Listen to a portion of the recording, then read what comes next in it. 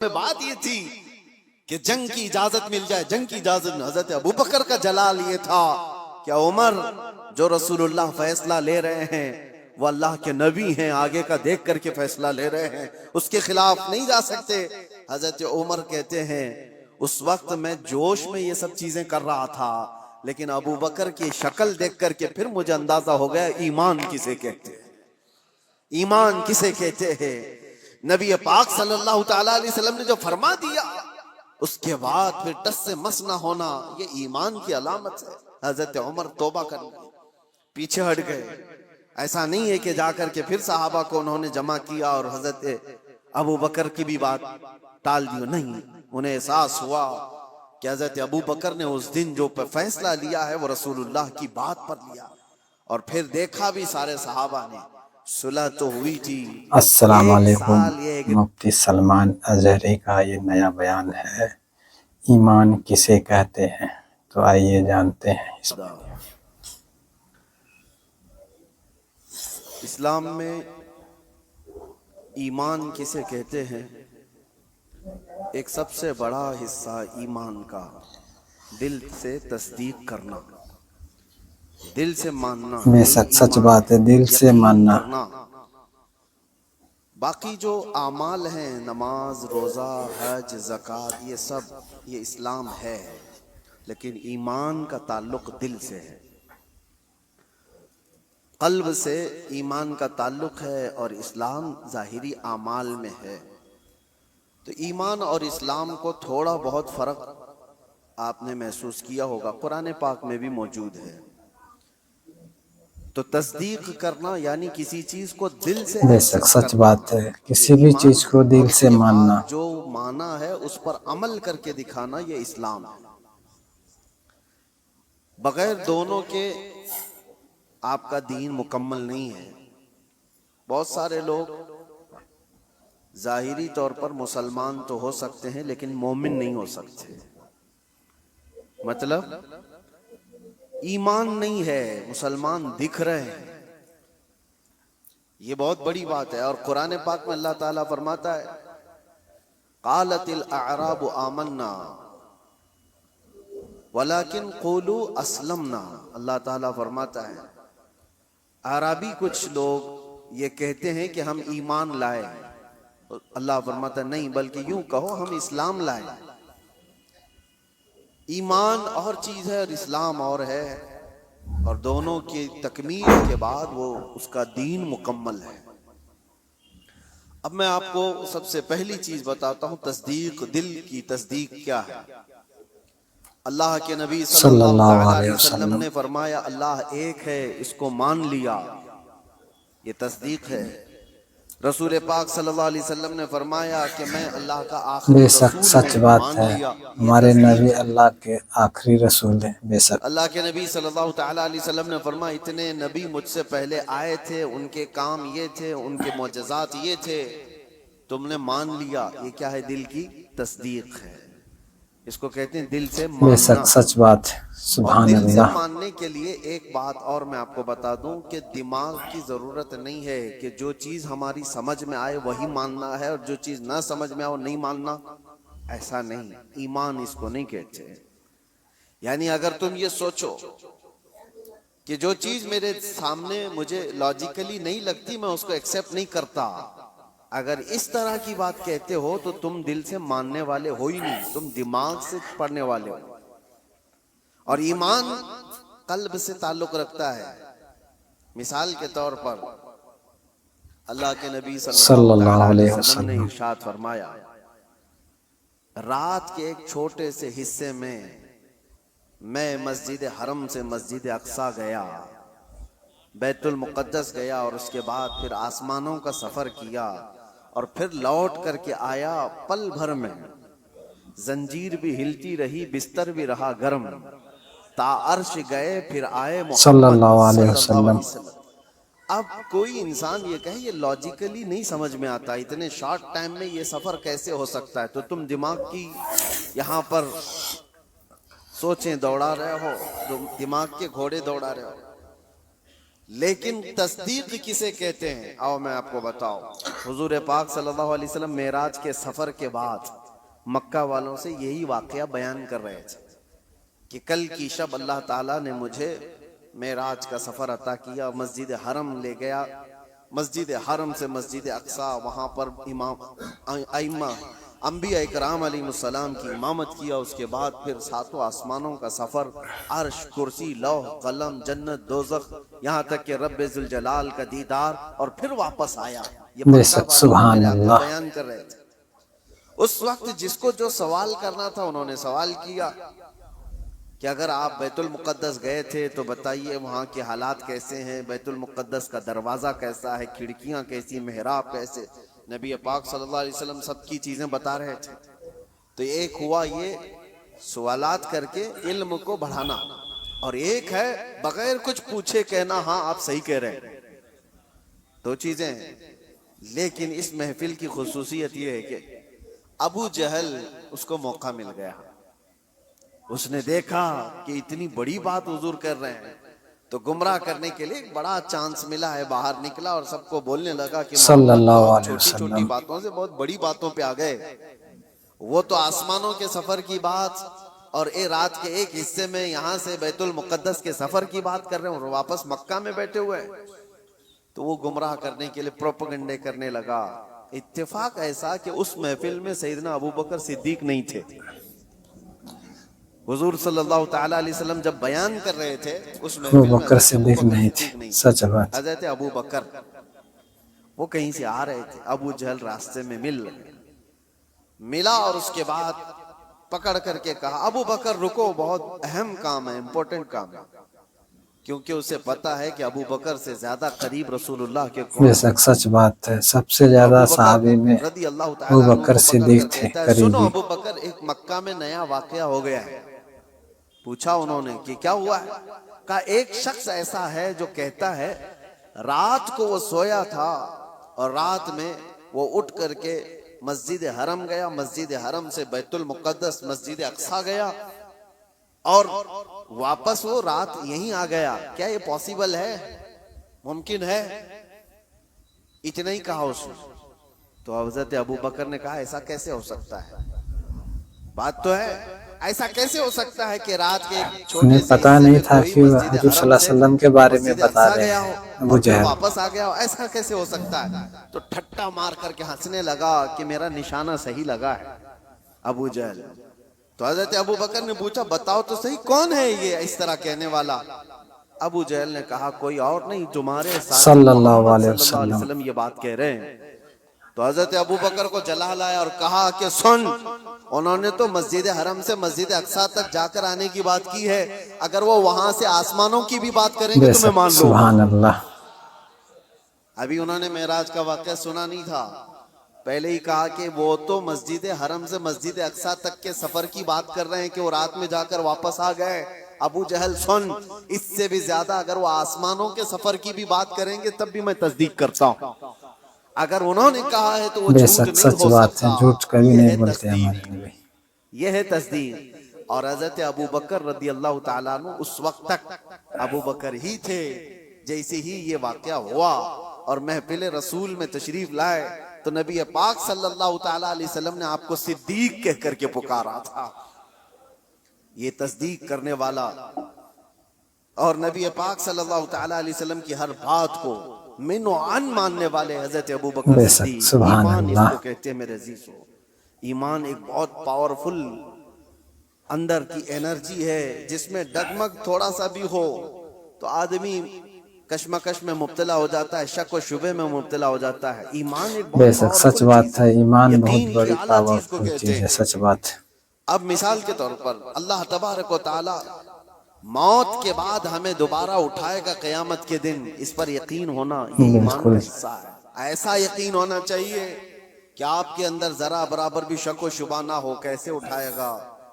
کیسے ہو سکتا ہے؟ جل گئے، مر گئے، کٹ گئے، شیر کھا لیا، پانی میں ڈوب گیا، آگ میں جل گیا، کیسے اس کو اٹھایا جائے گا؟ رب تعالیٰ نے قرآن میں مثالوں کے ذریعے سے ہمیں بتایا ہے کہ وہ رب العالمین جو پانی کے ایک قطرے سے تمہیں پیدا کر سکتا ہے تمہارے ختم ہونے کے بعد وہ اٹھا دوبارہ کیوں سکتا ہے، نہیں بے اٹھا شک سچ بات ہے، اٹھا سکتا ایک ہے۔ نطفے سے جو انسان کی شکل تمہیں دے سکتا ہے وہ تمہاری راکھ سے دوبارہ کیوں نہیں اٹھائے گا؟ تم ہوا میں تحلیل ہو جاؤ۔ تو یقین ایک اعلیٰ چیز ہے۔ حضرت ابوبکر صدیق رضی اللہ تعالیٰ عنہ کی ذات سے ہمیں یہ چیز ملتی ہے، یقین بے کون کو شک ایسا۔ سبحان اللہ۔ اور دوسری ایک اور مثال میں آپ کو دیتا ہوں، بڑے بڑے لوگ جہاں پر کشمکش میں آ جاتے ہیں کہ کیا کرنا چاہیے کیا نہیں ہونا چاہیے، حضرت ابوبکر صدیق رضی اللہ تعالیٰ عنہ کا ایمان تو دیکھیں۔ حضور پاک صلی اللہ تعالیٰ علیہ وسلم کی وفات کے بعد حضرت ابوبکر نے ایسا محاذ چھیڑ دیا تھا کہ ایک طرف اسامہ بن زید جو 19 سال کے جوان تھے، رسول اللہ صلی اللہ علیہ وسلم نے اپنی حیات کے آخری دنوں میں ان کو لشکر دے کر بھیجا تھا۔ ابھی وہ لشکر مدینے سے زیادہ دور نہیں گیا تھا کہ میرے آقا کی وفات ہو گئی۔ 10,000 صحابہ کا لشکر، اور وہ واپس آئے مدینے میں حضور کی وفات کی غم کی خبر سن کر۔ یہ بات حضور کی وفات ہوتے ہی چند دنوں کے بعد ایک فتنہ اور پھیل گیا کہ ایک دوسرا شخص مسیلمہ کذاب، اس نے اپنے نبی ہونے کا دعویٰ کر دیا۔ حضور کی وفات کے بعد اس نے نبوت کا دعویٰ کر دیا اور اس نے اپنی ایک جماعت بنا لی۔ دوسرا فتنہ، ایک اسود عنسی نام کا شخص، اس نے بھی نبوت کا دعویٰ اللہ کر دیا۔ اللہ سبحان اللہ۔ ایک اور فتنہ اٹھا، جو لوگ زکوٰۃ دیتے تھے انہوں نے زکوٰۃ سے انکار کر دیا کہ ہم زکوٰۃ آج سے نہیں دیں گے، کہ وہ رسول اللہ کی حیات میں دیتے تھے۔ تو یہ ایک ساتھ اتنے فتنے کھڑے ہو گئے اچانک، اور حضرت ابوبکر صدیق زمام خلافت کو سنبھالے ہوئے۔ تو آپ نے اسامہ بن زید سے کہا جو رسول اللہ نے تمہیں جہاں بھیجا ہے نکل جاؤ لشکر دے کر۔ جو صحابہ، تو حضرت عمر نے کہا روک کر کے کہ ابھی مدینے میں ضرورت ہے، اتنے فتنے ہیں، آپ اس لشکر کو روک لیجئے، اتنے 10 صحابہ سب چلے جائیں گے جنگ میں، کیا سبحان ہوگا؟ اللہ۔ حضرت ابوبکر نے کہا قسم رب ذوالجلال کی، جس فیصلے کو میرے رسول نے نافذ کیا، میں ابوبکر ہوتا کون ہوں اس کو واپس لینے والا۔ اللہ کے نبی صلی اللہ علیہ وسلم نے اس لشکر کو روانہ کیا ہے، میں اس کو واپس نہیں ہوں۔ ان کو سوار کیا اور پورے لشکر کو روانہ کیا۔ پھر پوچھا حضرت عمر نے باقی ان لوگوں کا کیا ہوگا؟ یہ مسیلمہ کذاب ہے، اسود عنسی ہے، یہ منکرین زکوٰۃ ہیں، ان کا کیا ہوگا؟ حضرت ابوبکر نے کہا مدینے کے جتنے لوگ ہیں سب جمع ہو۔ چھوٹی سی ایک فوج مسیلمہ کذاب کے خلاف بھی، اسود عنسی کے خلاف بھی بھیجا، اور اس کے بعد پھر زکوٰۃ کے منکرین ان کے پاس بھی تقاضا کرنے کے لیے۔ تو حضرت عمر نے کہا ایک ساتھ اتنے سارے محاذات پر کیسے آپ لڑو گے؟ تو حضرت ابوبکر صدیق اس وقت کیا کہتے ہیں سنو۔ آپ نے کہا اے عمر، اسلام لانے سے پہلے جو تمہارے اندر جلال تھا وہ کہاں چلے؟ اللہ اللہ سبحان اللہ۔ جو جوانی کے جوہر تھے تمہارے وہ کہاں چلے گئے؟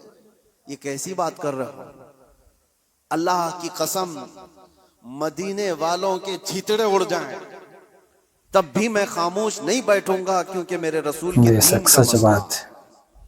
اور سب کو نافذ کیا، اور اللہ نے ہر جگہ فتح مبین عطا فرمائے۔ جتنے محاذ، ایمان ایسا قوی تھا، صحابہ کا اللہ ایمان کی بہت ذات ہی پر ایسا پختہ بھروسہ۔ ہے، ایک اور سچ بات۔ مثال میں آپ کو بتاتا ہوں، بہت ایسا وقت آ جاتا ہے ڈیسیژن لینا بہت مشکل ہو جاتا ہے زندگیوں میں، لیکن فرمان رسول جہاں نظر آئے اے مسلمانوں اپنی ساری چیزیں چھوڑ دو اس کے سامنے۔ میرے آقا نے فرمایا کئی مسئلے ہمارے پاس آتے ہیں، پراپرٹی کے جھگڑے، ابھی کچھ کل ہی کی بات ہے، ہم وراثت کے مسئلے لکھ کر کے دے رہے سامنے والے کو، تو ان کا جو ایکسپیکٹیشن تھا کہ ان بہنوں کو نہیں ملنا چاہیے، ان کو تو شادیوں میں دیا گیا تھا۔ ہم نے کہا اللہ کے نبی کی بے شک سچ بات ہے، اللہ کا قرآن میں نبی اللہ کا نے شریعت ہے کہ تو انہوں نے اس باپ کو کے لپیٹ دولت کے میں رکھ دیا، بیٹی کا کہا بھی کورٹ حصہ سے ہوتا دیکھ ہے، لیا جائے گا۔ سچ بات۔ میرے عزیزوں، کیا یہ ایمان ہے؟ تمہیں میں رسول اللہ کا فرمان بتا رہا ہوں، نبی نے یہ بے شک فرمایا سچ ہے، بات۔ ہونا نبی تو نے یہ چاہیے فرمایا کہ ہے۔ اپنی زندگی کی ہر شے فرمان رسول پر چھوڑ دو۔ صرف دولت اور جائیداد کے نام پر اس پر قابض ہونے کے لیے لوگ اپنی شریعت سے بھی دور ہو جاتے ہیں، حضور کے فرمان کو پیٹ پیچھے ڈال دیا۔ قرآن کے حکم کو سنا سنا کر کے بھی ہم ان کو بتائیں تب بھی چھوڑ دیا. آخرت کا خوف جسے نہیں ہے وہ تو یہاں بے ہر شک حلال سچ حرام بات ہے. کھا جائے. آخرت کا خوف جسے نہیں ہے وہ ایک کوئی بات بھی یاد کام کر رکھو، سکتا ہے. ایک بالشت زمین اگر کسی کی قبضہ کیا ہے، حضور صلی اللہ علیہ وسلم فرماتے ہیں 7 زمینوں کا طوق بنا کر اللہ قیامت کے اللہ دن اس کے گلے سبحان میں ڈالا اللہ. جائے. وہ اٹھ نہیں پا رہا ہوگا، اٹھ نہیں پا رہا ہوگا اس دن. 50,000 سال کے برابر کا ایک دن 50,000 سال قیامت کا. کے لیے برابر ایک اس دن کے عذاب سے ڈرو. میں کہنا یہ چاہتا ہوں کہ جب تمہارے سامنے رسول اللہ کی حدیث آ جائے کہ میرے آقا نے یہ فرمایا، اپنی بے شک خواہشات سچ چھوڑ بات. دو، اپنی جو بھی ایکسپیکٹیشن ہے اس کو ختم کر دو. نہیں، میرے آقا نے فرمایا، ختم ہے بات. ایمان اسی کو کہتے ہیں. میں بتا رہا تھا سیدنا ابو بکر صدیق کے بارے میں. حدیبیہ کا موقع ہے. حدیبیہ. نبی پاک صلی اللہ علیہ وسلم 1400 صحابہ کو لے کر مدینے سے نکلے مکہ عمرہ کرنے کے لیے. لیکن حالات ایسے تھے کہ مکہ والے عمرہ کرنے نہیں دے رہے تھے. روک دیا 35 کلومیٹر دور مکہ سے دور کہ آپ لوگ عمرہ نہیں کر سکتے. اور جنگ کرنے پر تلے ہوئے تھے مکہ والے. اس وقت تھوڑا طاقت میں تھے.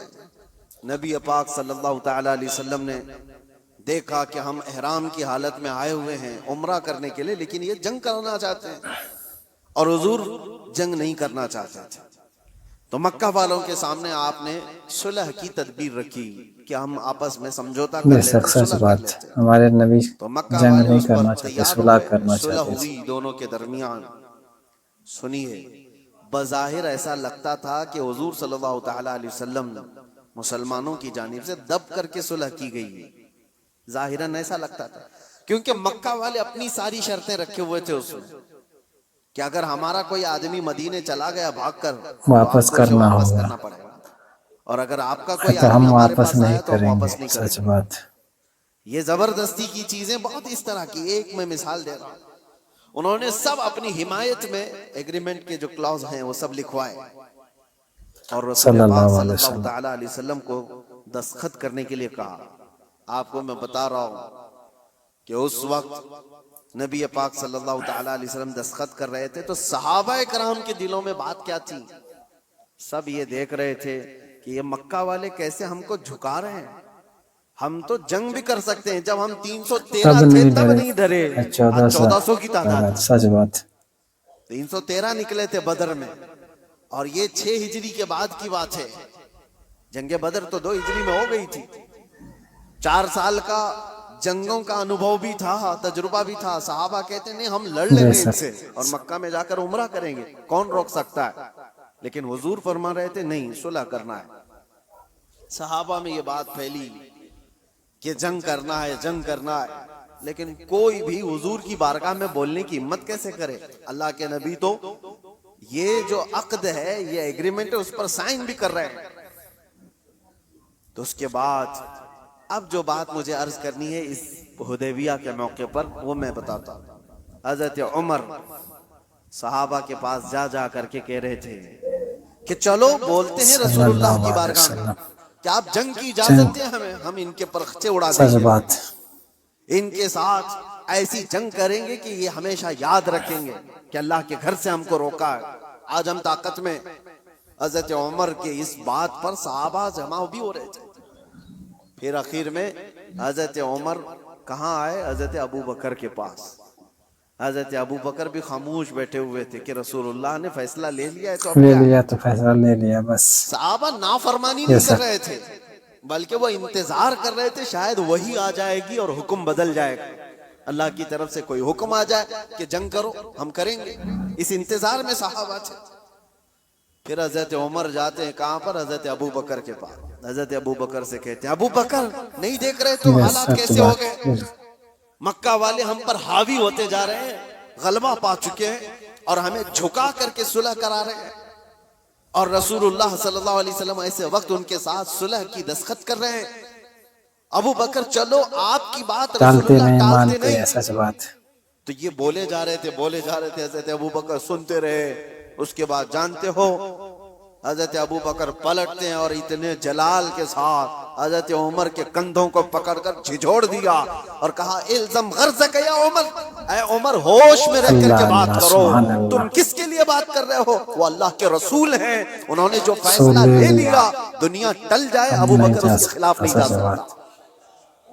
سارے صحابہ کے دلوں میں بات یہ تھی کہ جنگ کی اجازت مل جائے، جنگ کی اجازت۔ حضرت ابو بکر کا جلال یہ تھا کہ عمر جو رسول اللہ فیصلہ لے رہے ہیں وہ اللہ کے نبی ہیں، آگے کا دیکھ کر کے فیصلہ لے رہے ہیں، اس کے خلاف نہیں جا سکتے۔